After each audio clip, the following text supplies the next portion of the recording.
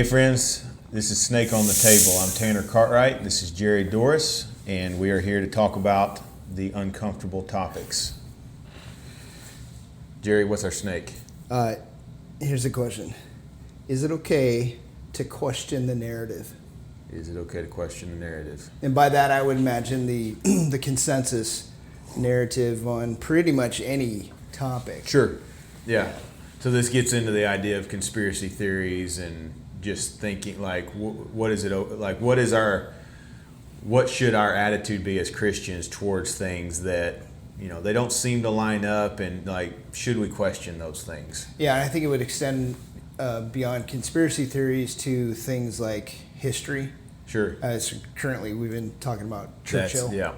And the Crusades. The Crusades, just thinking about not just Churchill, thinking about the Weimar Republic and the rise of Hitler and those kind of things. So, we growing up, we have been given a history and with a perspective on it. Yes, and there's a consensus view of that when it comes to the Crusades or World War II or those kind of things. Right, and then when we question it, if we were to say, okay, I don't think about this, or I've read this and now I think this about this particular aspect of it, then you have entire people that are part of they've always believed a certain way, they just literally freak out. Yeah.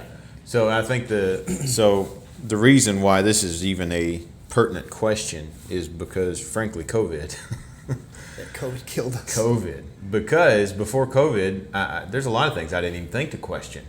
Never even crossed my mind. Yeah. I mean, you're kind of going along, and this is why the red pill movement became so big in the last 4 or 5 years. Right.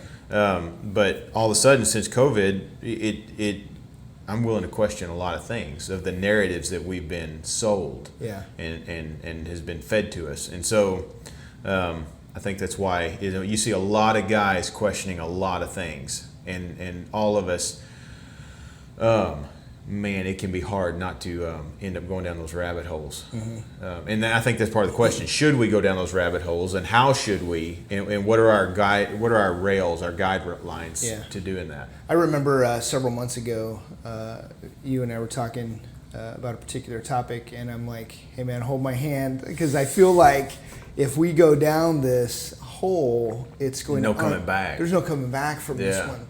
It's going to unravel everything. So I'm all about questioning the narrative and digging into stuff and understanding multiple perspectives, realizing that I may have been lied to, or at least it's been given to me with a bias. Yeah. And therefore, I myself have become tainted, and just I drink it in. I believe it, and it's everything. But so I was primed for this as a young man because I was homeschooled, and so when we studied the Civil War, we didn't study it from the viewpoint that the North was right and the Civil War was about slavery and all those things. My mother had actually read a lot of Robert E. Lee's writings and Stonewall Jackson's writings. Mm-hmm. Robert E. Lee's one of her heroes. Yeah. We literally had a clock at home that had Robert E. Lee on it. And so we came at studying the Civil War a totally different way than most. I bet. And actually in my childhood and growing up, my grandfather, he was convinced of the opposite. And so we would go back and forth, and I found myself holding both sides of the Civil War view at different points. Yeah.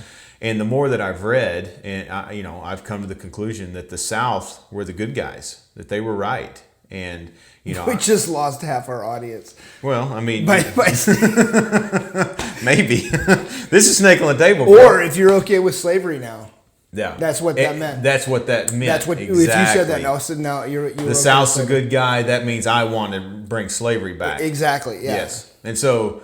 Whereas I would say that because I've been willing to question the narrative on that for basically my whole life, I have actually done the reading to realize that it wasn't about slavery. Yeah. Neither the North or the South really cared anything about the slavery issue as far as the war was concerned. I believe, and this is not about that topic, but that's my view, is that Abraham Lincoln was a tyrant. He threw the whole, I think it was the New Hampshire Congress in prison, the whole thing. Like all of them, every one of them. Dude, you're just like Medusa here. There's so many snakes just it's really about. That would be a good one to do. But the issue is like when we see those things, what do we do with it? Yeah, how do we keep our head about? So let me offer this one thing. I think that it's pretty easy because of our current climate to hear a podcast, read a Reddit, or some other little detail. And so I'm talking about zero research, personal research, no first person or what do you call those? Just when it's the primary sources. Yeah, primary sources. Yeah. And come to vast conclusions. Yeah, now you've come to this big conclusion, that Churchill isn't a good guy. Yeah. Or whatever it was recently. Well, I didn't come to the conclusion that Churchill was a warmonger from that podcast that happened on Tucker. That was Pat Buchanan. I came to that a long time ago reading Pat Buchanan. Yeah, there's a snake. Let's grab that one. So Pat Buchanan, great guy. Like, man, we missed the boat when we You know what? I agree with that. There's several guys that have arisen in the political He sphere. was the guy, man. I wish he was still around. We picked Bush over this guy. What were we thinking? We weren't thinking, yeah. So anyway, I like Pat Buchanan, but... So caution one is stop forming opinions on minimal research. Sure, exactly. And so that means research is more than just a podcast. It's more than just even one book. Yes. To do your due diligence, you really need to look at multiple sources on a topic and be willing to read people outside of what is being fed to you here. So to that point, the guy that Tucker had on his podcast, Daryl Cooper, not related to World War II, but he made the statement that before he does a podcast on a topic, he'll read 80 to 100 books on that topic and countless articles.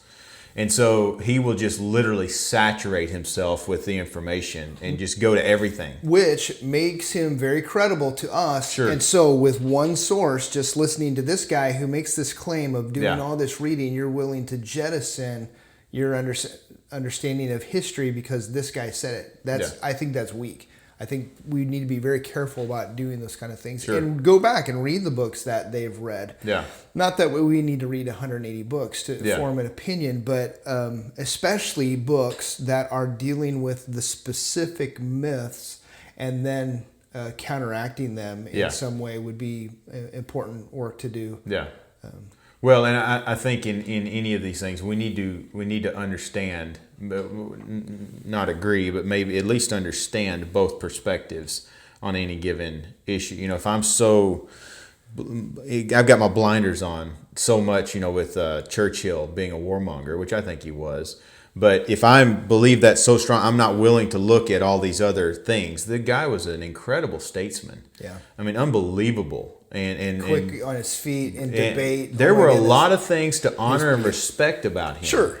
And so he didn't rise to power or to be the prime minister in a because vacuum. He was a doofus. Yeah, no, he's not dumb. Yes, 100%. So he wrote actually some great books on that. He wrote a history of the Civil War, and he sided with the South, which is fascinating. There's a lot of things like that. We just don't know about the guy. Yeah. I mean, he was, by our standards, he was a racist. Yeah. By modern standards, I mean, some of the things he said was incredible. But my point, we need to keep all those things in perspective and actually do the reading and study. And I think what frustrates me more about this topic than anything is when we look at history and we look at these things, if we come to different conclusions, not demonizing those who hold different conclusions on history and conspiracy theories and that kind of thing. Yeah. Because you have people that, if I hold to what they consider a whack conspiracy theory, then, I'm demonized. I'm literally like I'm a heretic. And it doesn't have anything to do with theology necessarily. We know everything's theological. Yeah, but they connect it awfully quick, and they're quick to anathematize, and suddenly too quick. Yeah, you don't understand the gospel. Now that goes to 1.1, one of our first snakes that we talked about. How should we fight? How should we fight? We need to fight fair in this. But I mean, if somebody questions you and says, "Hey, so how did you come to this conclusion?" I think that's a fair question. You say, I've read these books and these are my sources. This is why I think that way. Yeah. So part of our problem too is we're in a very fast-paced society right now. Yes. Everything is in bites. Nobody can really do reading. They hate to read. You and I, we have, I think, advantage with our jobs. We're able to do Audible, listen to books. and process a lot more content because of the nature of the work that we do at times. But other people, they don't have that. And, yeah. Well, and I disciplined myself as a young man. I just loved reading. I just read a lot. Yeah. And just, I think it takes some work when we live in a real world, REEL. Everything's in reels. Everything's in short clips and videos. We don't live. No, I just thought of that. Yeah, we don't live in the real world. We live in the real world. REEL. We need to copyright that. So, but seriously, we live in that world, and I think it's going to take some discipline for us to actually get to the point where we enjoy reading and research and all those kind of things. Yeah. You know, as Reformed guys, you know, it's a big joke. We talk about how many books we have that we haven't read, and it's fine to have books that you haven't read, but we also need to be avid readers. Yeah, this is one of the failings, I think, of the younger generation that's coming up, especially the 16, 17, 18 coming into manhood. Sure. You know, and now they're not readers. A lot of them are not readers. Yep. And that's problematic because we are in a real society right now where everything is quick and bite-sized. They've gotten accustomed to getting their information in little blips. Yes. I watch, like, Austin, he prepares his videos. Well, he's preparing his videos for this particular audience, and it can have no pauses. Yeah. There can be no awkward He silence. loses them. Yeah, he loses them if there's That's fun. incredible. So literally, it's like chop, chop, chop, chop, chop, chop, chop. And that's what holds somebody in what he calls a long form video is, you know, maybe 6-7 minutes long, but it's just, there is no break. Yeah. And so people are just taking it in and they're not reading. So one of my challenges to this generation, and hopefully people are listening to this, is that you must become a reader. Yeah. You not and I don't mean just reading Pat Buchanan or whatever the latest book that we're going to suggest that you read or maybe put in the show notes, but you need to especially become a reader of the scriptures. Yep. God has chosen to speak to us in a book, and if you are illiterate and will not read, you are denying yourself one of the means of grace that God has given to you.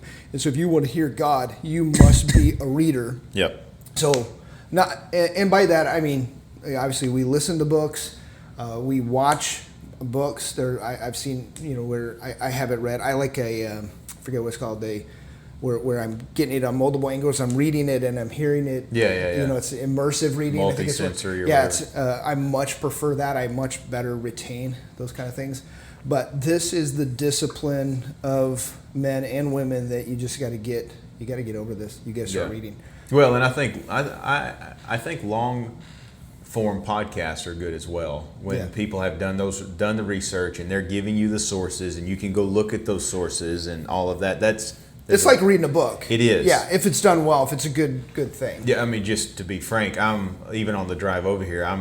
Today I was working through a podcast by Daryl Cooper on Epstein. Yeah. And dude, the amount of... Don't tell me there's a different narrative on Epstein. I'm not to the end yet. I don't know. Stop it.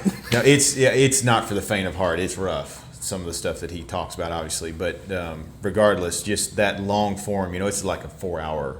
It's one podcast. It's like 4 hours long. Yeah. And the amount of information that he's given is just incredible. Yeah. And multiple times today, you know, I've gone back and hit the rewind button. Rewind it. 30 seconds. Yes, and listen to parts of it again, and you know, soak it in, and just kind of gather that information. And this total rabbit trail. I know that we have you got lots of things that you spend money on, but we're being nickeled and dimed here. Like it's $5 subscription, $12 subscription. Yeah. I think Audible's like right now $16. I haven't had Audible for a while because of that, so I got rid of it for like a year. I got it and spent all my money and listened to a bunch of books and whatnot. I've still got my library, but I don't have a subscription. So you don't have a subscription, but if you needed that, you'd get. At some point, I'll get it again. Are you doing Canon Plus? Canon Plus is the way to go, man. There's so many good books on there. You got theology, you've got history, you've got fiction, it's just so. I've actually flipped it. We've stopped listening to Canon Plus, and now I've been listening to Audible, and it's mainly because of the specific books that we were needing to. That you're wanting to find. Yeah, we're trying to find the right mix. Yeah. There's other things. I think there's a return more to video content, you know. I don't like video content because I'm always busy, but I get the appeal. Yeah. But I'm just Yeah. I don't want to just sit and veg. I want to actually do something at the same time. So I'm working with my hands. I'm doing something on my computer screen. And so to have it in the background, for me, I have multiple monitors. So I've got one big monitor that I can have a video going, but I'm focused here doing something. Occasionally they'll say something, I'll look up at it or something like that. So I can stay focused on it. Speaking of staying focused, we're not. No, I think that's a good rabbit trail for us to pursue on this one. So you've got to pursue the sources before you form an opinion. One of the things that's happening with you specifically, you got young men that follow you, and so if you say something, they retweet it, and they have not thought about it 1 second. They can't defend it, but they've put it out there as though it's true because my boy Tanner said it. And then they're in my DMs like, what's the argument for this? Like, you said it. You said it. You better know your arguments. Yeah. So that's I try to I'd be very intentional to not post things that I can't argue for. Yes. And it doesn't mean I will argue with you about it, but I want to understand it. I don't want to just be posting things mindlessly. Yeah. And so, when I post things about government or Christian nationalism or those kind of things, those are things I believe I can defend. Right. All right. So do you think it's okay to question the narrative? I think that it's. I think we should question the narrative. And by that, pretty much everything the government's been telling us for decades and years. On food, on. Dude, they told us not to eat eggs and butter. Dude. I know.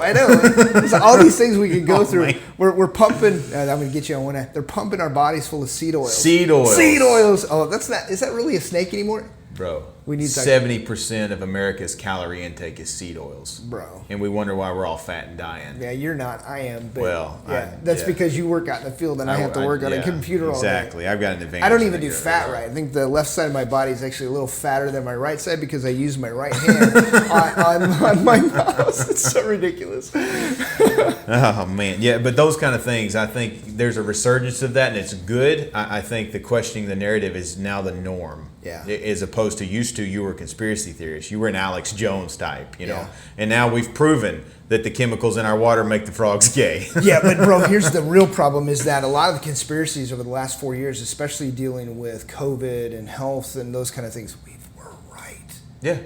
The conspiracy theorists were actually right and everybody else was wrong. And now they're eating humble pie here. Yep. Many of them or are not. They're still arrogant. Or just they've gone silent. Yeah. I find most of the pastors that I argued with about COVID, or most of the Christians they argued with about COVID, they're just nothing. They'll never say it. Or unfriended or blocked you. It never happened, which is fine. I don't have to say I told you so. But oftentimes. But you want to.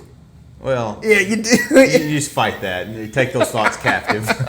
But I think a lot of times it is good to trust our common sense.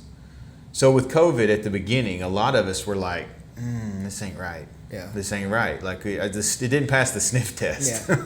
And so then as we started researching and looking into it, all of a sudden it's like, oh my stars, it's a disaster. Yeah. And now Fauci's admitted to everything that we said he was doing. Yeah. All of it. Yeah. It wasn't a Wuhan lab. It was everything, So it was the whole 9 yards. And so all of a sudden everybody's like, I knew something didn't seem right, and I was right. Yeah. And so the experts, questioning the experts. I don't trust experts anymore. Like, it's just if someone claims to be an expert, I'm just like, Doctor doesn't mean Jack anymore. If you have doctor in your name, that means Jack. Yeah. I'm sorry. So I had a pastoral visit today, and we were talking about the 3 ways that whoever they are after our children. Let's just identify our enemies: Satan, this world, our flesh, even that they're after our children. Yep. One is through abortion. Yep. They're killing them before they're ever, to see life or to come out of the womb.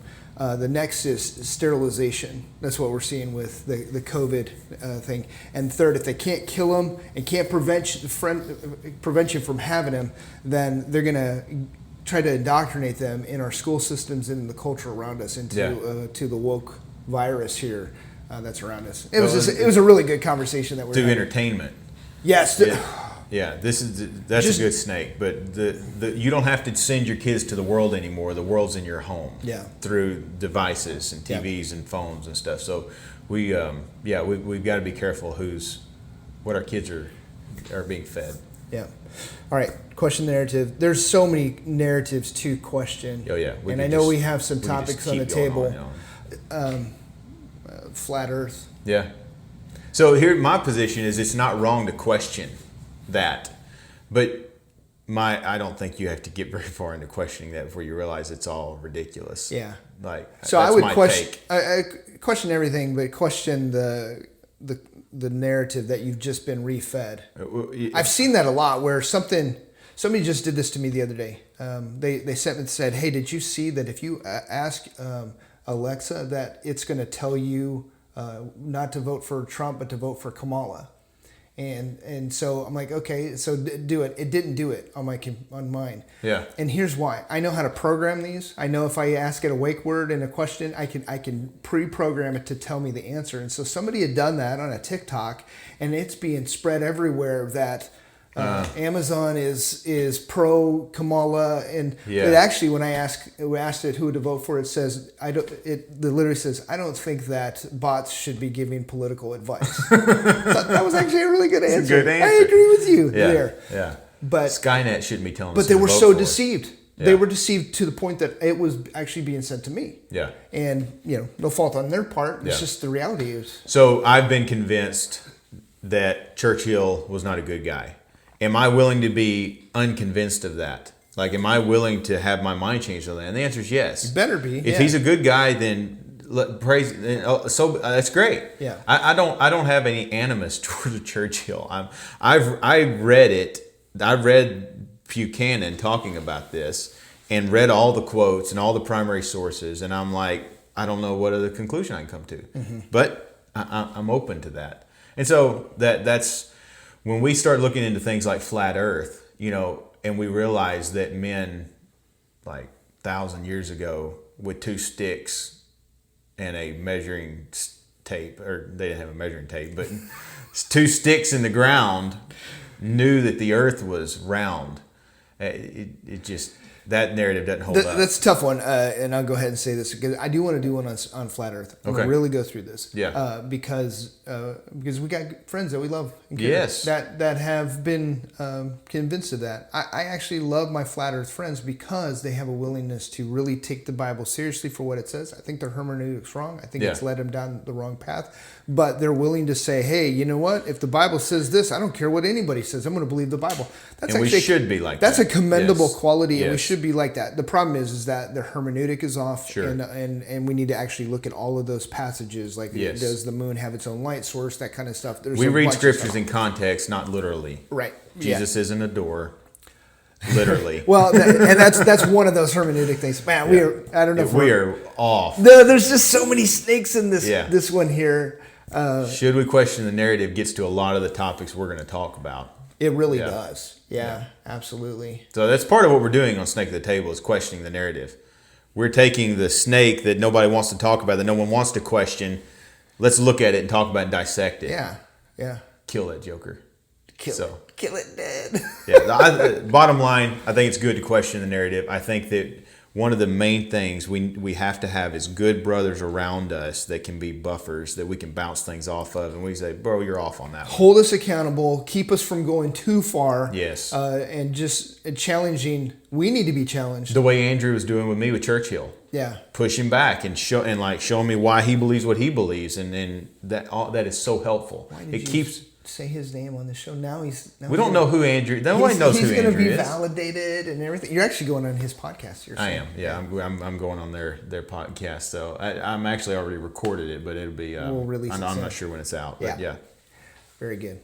All right. This is the snake top. Yeah, I think so. Yeah. But it's good to question the narrative. Do it. It's good to do it. We're still brothers. Love each other. Do your own research. Yes. Stop just parroting what other people say once you first hear a podcast. And be humble enough to admit if you were wrong or off or, came to a faulty conclusion. 100%. Yeah. Okay. God bless. Yeah. Hey, if you have a question for us, go to snakeonthetable@gmail.com and we will be happy to entertain, possibly bring it on the show. 100%.